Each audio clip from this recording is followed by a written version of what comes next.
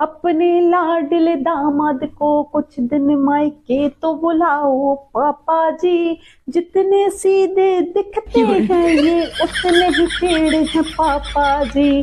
मायके जाकर गाये है बनते, यहाँ सींग उग जाते हैं। वहाँ भोलेनाथ है बनते, यहाँ रौद्र रूप दिखलाते हैं। गिरगिट जैसे रूप को हमने बहुत झेल लिया पापा जी। जितने सीधे दिखते हैं ये उतने ही टेढ़े हैं पापा जी। ये उतने ही टेढ़े हैं पापा जी। अपने लाडले दामाद को कुछ दिन मायके तो बुलाओ पापा जी। जितने सीधे दिखते हैं ये उतने ही टेढ़े हैं पापा जी। मायके जाकर गाये है बनते, यहाँ सींग उग जाते हैं। वहाँ भोले